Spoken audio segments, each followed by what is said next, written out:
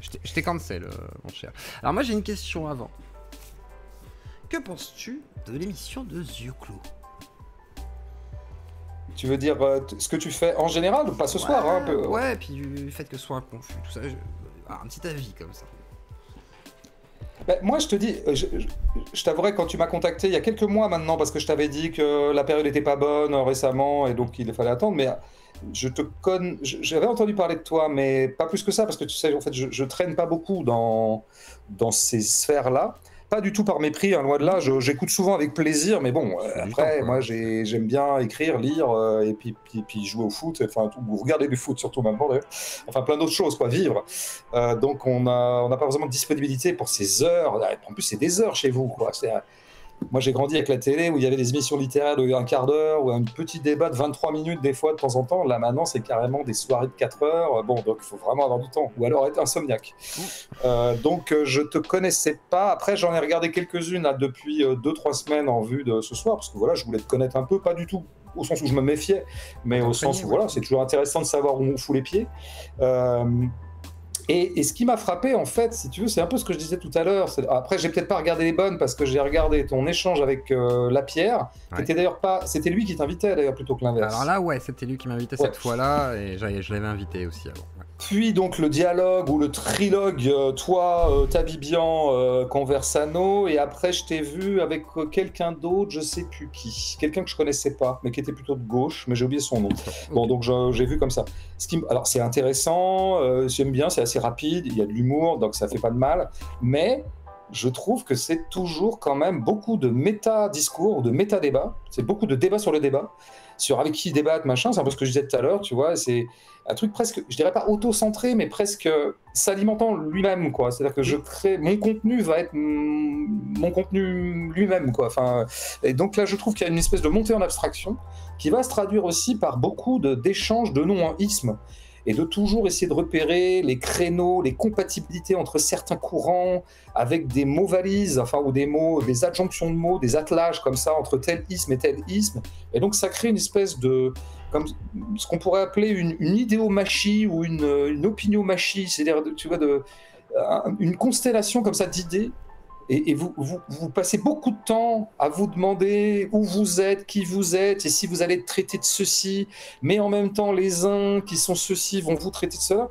Et encore une fois, je trouve que ce qui manque un peu, et je pense que c'est un peu le problème de l'économie d'ailleurs d'Internet en général, ou de l'économie de l'idéosphère, ou de ce que tu fais, quoi, c'est-à-dire des médias alternatifs d'opinion, et de débats, de discussions plutôt politiques, plutôt idéologique. Je pense que ce problème, c'est que vous n'avez pas de thunes pour faire du journalisme. Et le journalisme, qui est le métier le plus noble du monde. Moi, je sur le papier. Hein, perso. Et ouais. Et je trouve encore une fois, des éléments de la réalité s'invitent assez peu dans vos dialogues, en boucle, avec quand même. En général, moi je subis un peu ça d'ailleurs, parce que ça m'arrive, comme je fais pas mal de trucs d'entretien comme ce soir. Après, tu vas être un peu découpé en tout un tas de petits morceaux. Tel petit morceau de 20 secondes va circuler bizarrement, complètement en dehors du contexte dans lequel il a été énoncé. Lequel produit va faire l'objet de commentaires. Les commentaires du produit vont être commentés. Après, il va y avoir le react de machin à un débat. Et puis le react au react. Et puis le react au react du react. Et je trouve qu'on rentre, si tu veux, dans des précipices d'abstraction, où je trouve que est trop rarement convoqué. Ouais, encore une fois, moi j'aimerais bien que quelqu'un t'appelle de temps en temps pour dire voilà ce que je vis en ce moment sur mon lieu de travail, ou voilà ce que je vis dans mon quartier. On a fait des émissions on va y revenir. Bon, ouais, c'est vrai que... J'imagine que des gens le font, si tu veux, mais je pense que c'est pas exactement ton cœur de métier et le principe même de ces trucs-là. Même des gens que j'aime bien, comme il y a des youtubeurs que je suis, comme Pas du Ring. Oui. Et d'ailleurs, dont je me sens assez proche idéologiquement, même si de temps en temps je pense qu'il a émis quelques objections, mais c'est toujours intéressant ce qu'il dit. Bon, alors lui je le trouve vraiment passionnant, mais quand même ça reste des débats d'idées, ça reste des débats de concepts, ça reste des débats, alors souvent il convoque quand même le réel, en bon marxiste qu'il est, il a quand même le souci de ramener des éléments du réel dans sa pensée. Il est matérialiste. Mais quand même, quoi, même ceux que je trouve vraiment les plus intéressants me paraissent quand même...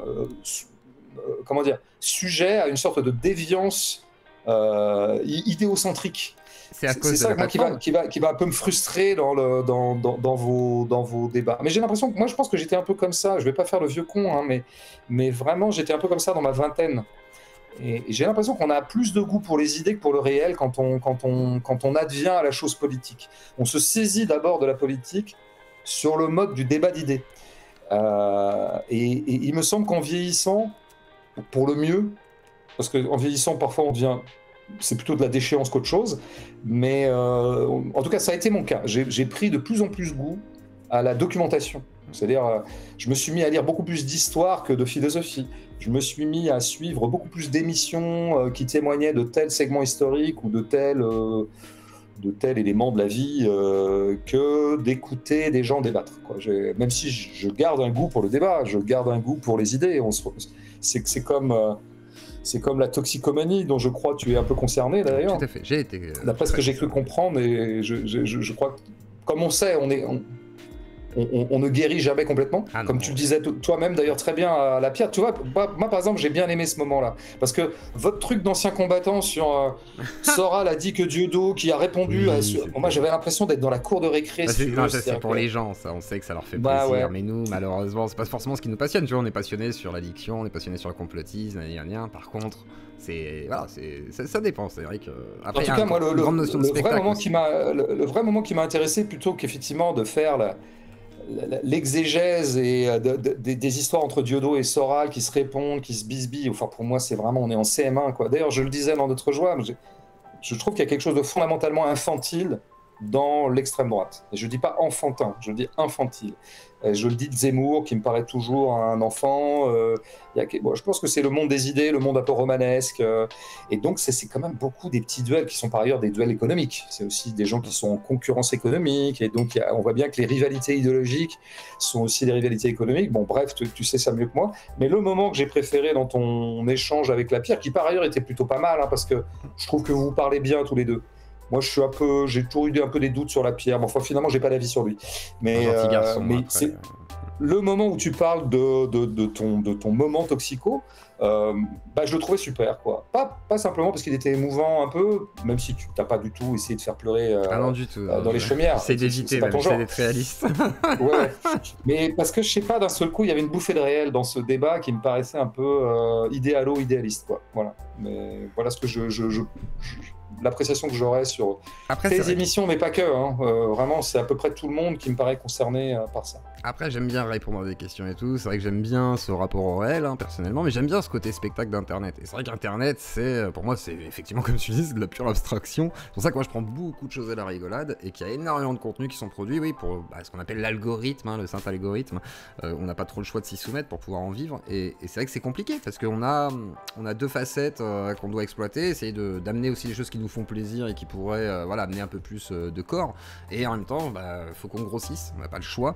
Et on s'y soumet, et moi personnellement j'accepte le jeu, hein. C'est vrai que ça me fait rigoler, c'est un côté théâtral, je sais que je m'investis pas forcément trop, surtout politiquement ou des trucs comme ça, parce que j'ai pas à donner de prérogatives. Par contre sur tout ce qui est toxicomanie et parcours un peu comme ça, c'est vrai que je donne des conseils, parce que je me dis des conseils même pas en fait, je dis que je sais pas trop quoi donner comme conseil, mais que vous pouvez au moins vous en sortir, peut-être, j'espère, et que c'est compliqué quoi, mais bon, c'est même pas des conseils en vrai, je suis même pas de bons conseils, donc voilà, mais en tous les cas merci. Déjà, moi tu vois, j'en parlais même pas de ce point de vue-là qu'on pourrait appeler édifiant. Tu vois, j'ai vécu quelque chose. J'ai peut-être d'autres conseils à vous donner pour pas tomber dans les mêmes dans la même merde. C'est ce qui me paraît salutaire, hein. Mais c'est même pas à ce titre-là, tu vois, que je trouvais bien. C'est tout simplement le côté.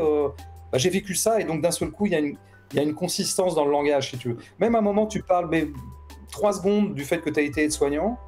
Ça aussi, ça m'intéresse.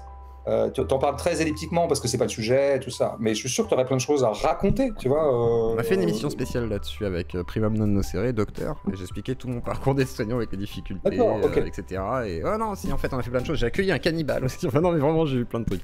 Oui, il paraît que c'est ton c'est ton fait d'armes. C'est ton exploit. C'est ça, non, mais j'ai eu plein d'exploits, mais c'est vrai que ça, c'était pas mal. Non, j'ai eu plein de choses. En fait, j'aime bien avoir des personnages problématiques. ou considéré comme sulfureux parce que bah, c'est exceptionnel en fait, donc à partir de là c'est assez intéressant pour moi et j'aime bien la matière un peu voilà qui a plein d'aspérité parce que voilà je sais pas j'aime bien quand ça explose et tout donc je teste des choses. Après je pense il y a un petit danger sur internet aussi je pense mais qui est aussi moi, que je lis aussi pas mal aussi à la fachosphère ou alors je pourrais très bien incriminer des émissions alors du mainstream qui sont exactement dans cet écueil-là, que j'appellerais la folklorisation générale des débats. C'est-à-dire d'aller... Quotidien fait ça très bien, par exemple, Quotidien qui est vraiment, comme on sait, l'émission organique de la bourgeoisie, et que je regarde pas mal parce que je trouve qu'il y a quand même quelques éléments plutôt rigolos, intéressants, puis bon, à titre de symptômes, c'est toujours intéressant de les regarder. Et eux, ils aiment bien, en fait, ils adorent les figures folkloriques. Donc, par exemple, ils vont aller chercher un mec de l'alt-right qui vit chez lui, américaine, qui vit chez lui avec plein d'armes. Tu vois, le côté presque... plouc folklore quoi, cette Amérique qu'on déteste mais en même temps qui nous fascine parce que tout de suite ça fait épisode de striptease tu vois du nom de cette émission belge qui a fait Flores à une certaine époque et je trouve qu'il y a un petit alors moi le cannibale peut-être que je vais essayer de retrouver l'émission parce que ça m'intéresse quand même comme, je te l'enverrai mais tu vois c'est folklore quoi et moi c'est vrai que j'ai une passion qui est complètement inverse et qui me paraît peut-être la passion politique au cœur c'est la passion de l'ordinaire en fait c'est la passion du tout venant. D'ailleurs, vraiment, ce que vivent les gens ordinairement et sans qu'il y ait de trucs trop saillants, tu vois, trop particulièrement exceptionnels, quoi. C'est que vit une femme qui est assistante de vie quotidiennement. D'ailleurs, François Ruffin a fait un très beau documentaire, enfin un documentaire intéressant sur ces femmes-là. Et puis, il y a d'autres documentations, tu vois, mais j'aime bien je pense que le lieu de la politique, c'est précisément l'ordinaire. C'est ce que vivent massivement tout un tas de gens et ce qu'ils peuvent avoir en commun d'ailleurs dans leurs expériences propres. Plutôt que cette espèce de bestiaire où tu vois Conversano, bon, je veux dire, là, il est folklore quoi. Ouais, c'est folklore, mais alors là c'est un peu différent, c'est dans un but. Alors ce que je disais au début, c'est les gens me disaient pourquoi j'invite des personnages comme ça politiques et tout, c'est il y a un côté un peu social là-dedans. Par contre, là, c'est plus ma fibre sociale, ouais, dans le sens où je sais que tu peux pas parler à des publics comme ça sans les aborder. Donc t'abordes des publics avec leur tête de proue, façon de parler déjà d'une. Et après ça a permis, par exemple, quand j'ai fait Conversano, le lendemain j'avais Wissam. Les 2 soirées de suite, je pense qu'il y a des gens qui se sont croisés et qui ont croisé les discours. Et moi je trouve ça intéressant. Et mon public, à force, il s'est habitué aussi à ça, à se dire bon, en fait, chez Yeux Clos, il y aura de tout. On le sait, ça va pas toujours nous plaire. Des fois, on viendra pas. Des fois, on regardera quand même par curiosité parce qu'on sait pas qui c'est. Et allez, regardons quoi. Et des fois, il y a des trucs très folklore et des fois, il y a des trucs plus sérieux quand même, heureusement. Et c'est là où je me dis, bah. C'est peut-être ça aussi qui, pour moi, après c'est ma vision des choses actuelles et je sais pas, je changerai d'avis dans quelques années, mais j'ai l'impression que ça amène un peu comment dire, d'objectivité, c'est-à-dire ça permet de prendre du recul, de se rendre compte qu'ils sont tous très à l'ouest en fait, très excessifs, tout ce qui est excessif est insignifiant comme diraient certains, donc du coup je me dis ça permet peut-être de remettre un peu à la taille réelle, je sais pas le terme, en perspective. Après peut-être que je me trompe en tous les cas sur ceux qui suivent l'émission, je dis pas sur tout le monde, le tout venant, etc. Mais c'est vrai que j'ai l'impression que peut-être, alors après je peux me tromper les gens, mais il y a même des gens qui me disaient que ça les déradicalisait, mais là-dessus je fais pas confiance. Bon, je vois pas ce que ça veut dire forcément, mais voilà quoi. Donc bon. Voilà, c'est ma petite vision des choses. Non, je comprends. Après, je suis pas sûr qu'en mettant 2 excès, ça produit une sorte autre chose qu'une espèce de juste milieu dont je me méfie un peu, parce que quand j'entends juste milieu, j'entends centrisme, tu vois, et... Après, moi, je pense que ça appartient pratiquement à la machine Internet en tant que telle, qui de toute façon, est toujours à l'affût de quelque chose qui va ressortir. Il y a quelque chose qui doit saillir du flux, parce que le problème, c'est le flux, donc il faut quand même produire quelque chose qui va attirer l'attention. Ça produit tout un journalisme putaclic, comme on sait. C'est vieux comme Internet, avec un gros développement depuis 10-15 ans, je dirais. Et c'est dommage, parce que je pense que ça, c'est fondamentalement anti-politique, tu vois, parce que, encore une fois, finalement, le matériau de la politique, c'est précisément quelque chose qui n'est pas saillant.